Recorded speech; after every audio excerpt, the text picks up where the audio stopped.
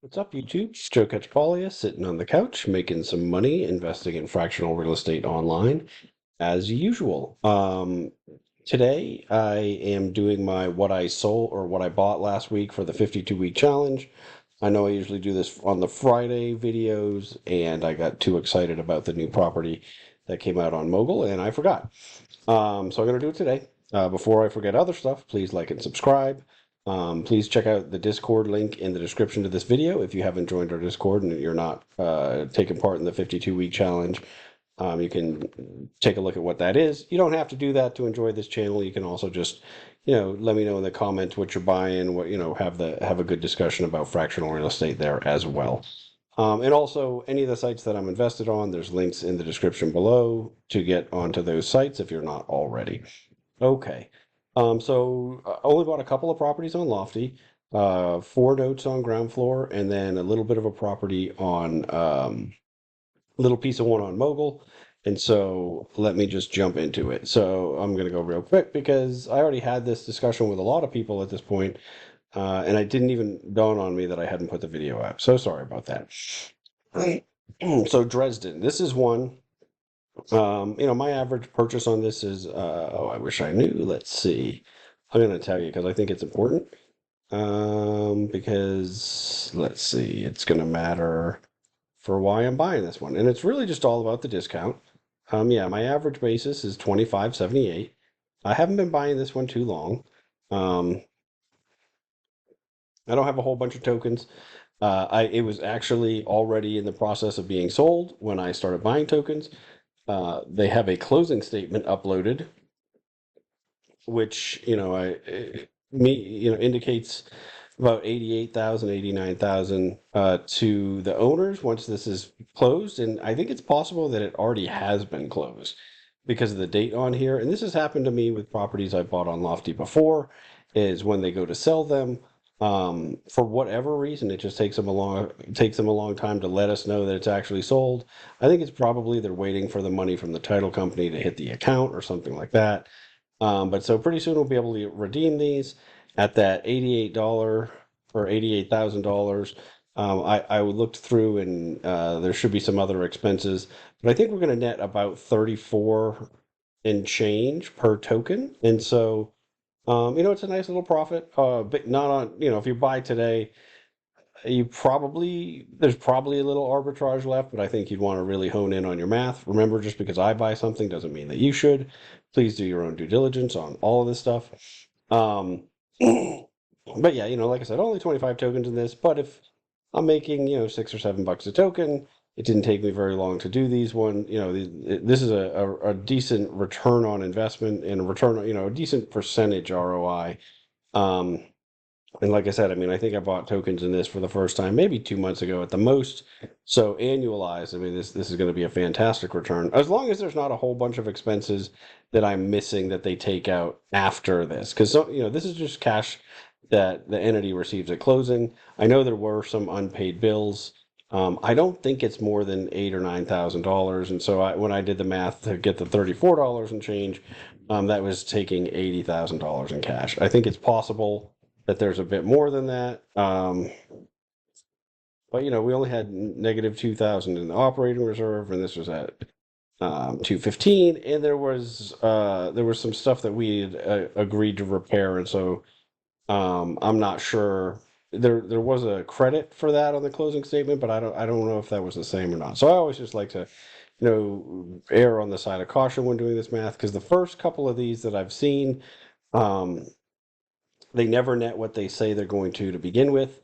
But I'm really happy at my, $25 and change average price, which gives me, I'm all in for well under $30 per token. And like I said, it's going to be at least 34, but I think it could be a little bit better. So I think I'm really making $5 or $6 per token. Hope I'll do a full update with the math once that we've actually gotten that notice that it's closed and everything. But this is really why these super discounted ones, I'm buying a whole bunch of them, right? I've already had a couple sell. This is another one that as long as this actually closed or closes soon, it'll be a good return. The other one that I bought this week is this is a little bit more of this Winkler property. Again, just because it's super cheap. My average basis is right around where this dollar amount right now. This one does have a pretty big negative, operating reserve. So, they have some debt, but when you still add it up, it feels like there's a lot of room to do perfectly fine. Um, this is one I'd like to see us sell it, but I think it could also um, turn around and actually do perfectly fine. If we get it rented out and handle the back payments and whatnot.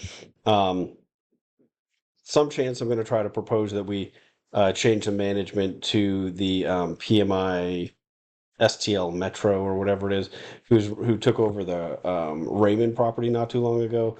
I feel like they're doing a good job on that. It looks like we're going to have it rented. It took a little while, but they were upfront about it with us, and had pretty good communication along the way, especially relative to what we'd gotten so far. So we'll see. We'll see what happens once this is moving along a little bit further. Again, I don't have a whole bunch of this one.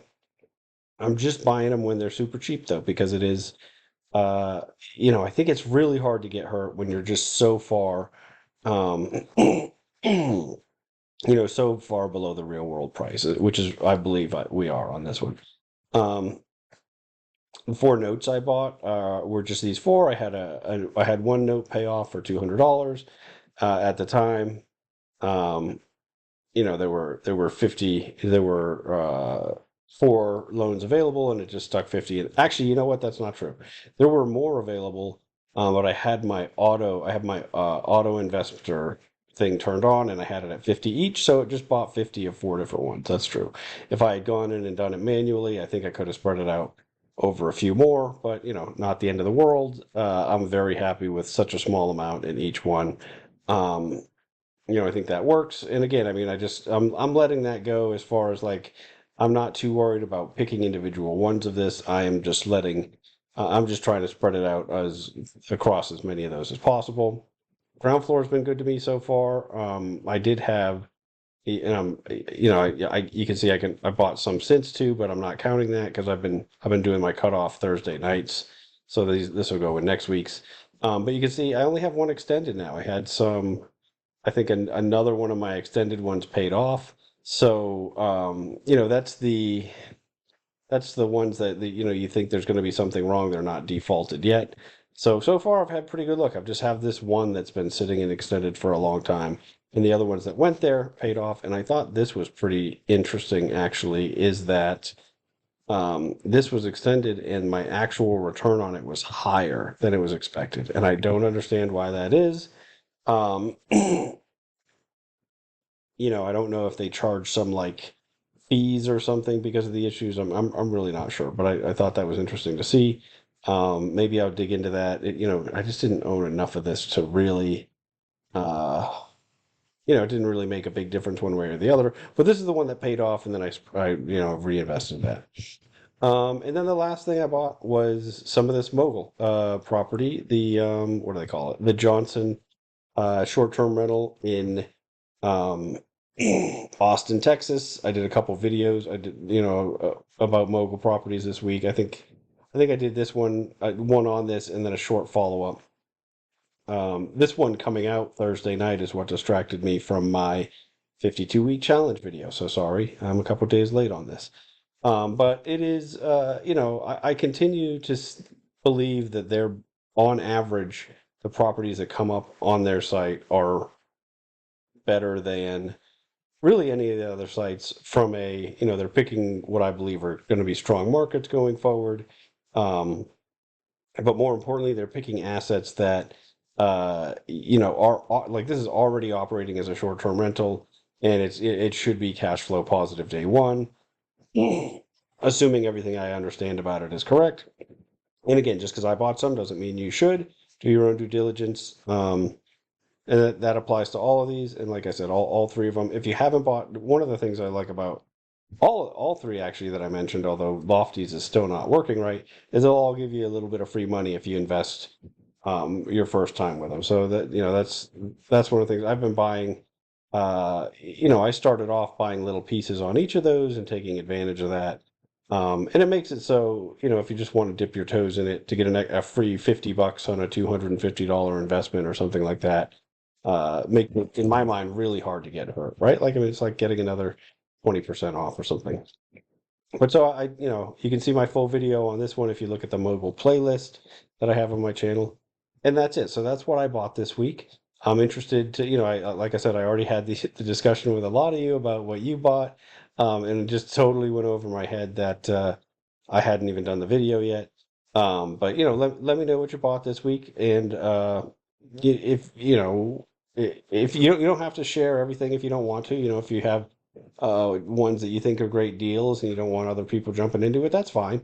But the whole point is we're sharing ideas, sharing, having sort of an accountability group where we're all trying to buy at least one piece of a property every week. Um, I know some of you have identified specific properties and you're just buying a little bit of that one each week. Some of you are doing what I'm doing is just, a little bit more opportunistic. Um, this week is probably the least slices that I've bought. And I don't know. I think it was just kind of a slow week for deals on Lofty. Usually I'm buying more different properties on there, but there weren't a ton of deals. I actually started selling some on there. I don't know. I guess I should maybe do some updates when I do that. But when I'm not selling out entirely, it's I can't tell you like what my total return was on the positions, and so it gets weird. But I guess I can do it on the individual pieces. But like I sold a little bit more of Sangamon, that duplex in Chicago, just because it got to a price where I think it's a sell for me. And it only touched it for a minute, and I sold there, and it hasn't gone back up to there. So in any case, that's what I bought. Let me know what you bought. Let me know. Excuse me. Really, one of the things, if you think any of these are dumb buys, I'd love to hear about it. My biggest thing is I'm always trying to avoid losing money. Like making money is great, and I think that if you're invested in real estate for the long term, you should make money. But I think the way to make sure that you get to live to the long term as far as investing goes is by not losing money. So if I'm ever buying something and you guys think, oh, there's this huge problem with this, why are you doing that? I'd love to hear about it. So let me know. And if you actually know what happened with this sale already, that'd be cool too. Because I do want to do an update once we finally know how many, what we're getting as far as tokens go. You can see our last update was 215. That supposed closing date was 222. It is now March 3rd. So who knows? This is part of the problem with the ones that have no co-owners, is Lofty does just seem to drag their feet on this stuff quite a bit. I think they didn't really sign up for that, right? They weren't expecting to have to be that interface, or at least they're trying to get away from doing it. So I kind of get it. At the same time, I think it's why there's profits to be made in deals like this one, because nobody is really driving the bus, and so then people that have been sitting in this one for a long time, they don't know if it's sold, they don't know what's going on. Maybe they're not really that into the updates, and that's why I mean, as recently as last week, maybe after I mean, I bought some of these tokens after the 22nd. They just uploaded this. When did they actually upload this? Um, yeah, they just uploaded this closing statement yesterday. So, but if they did close on the 22nd, and I bought shares of it at a really good price on a date that maybe it was already sold, which is just hilarious if that's the case. But it's really just taking advantage of the inefficiency here to be able to make a little bit of extra money. Somebody probably didn't like the uncertainty and they said, hey, let me just sell. Um, who knows? I mean, I have no idea why a lot of the people liquidate. Like, I mean, like, when you're selling these at $16 or like sometimes, I mean, is this the one? Yeah, this one went as low as $7 or 683. Like, I don't know. I mean, for me, I would just let it ride at that point and see where you're going. But maybe some people just have some liquidity issues and they just want to, I mean, it's not my job to know why they're selling to me, right? I guess partially it is, right? That's why I do due diligence. I want to make sure that I'm not just buying something where I'm going to just completely lose money. I'm sure it will end up happening on here. the universal lending DAO. I think that was kind of a misstep. I still don't know what's going on with it. So if hopefully at some point that gets figured out and we'll be able to do an update. But man, I am really rambling today. I think I'm going to be done. That's what I bought today. What'd you guys buy? Until next time, gonna keep making mistakes so that you don't have to.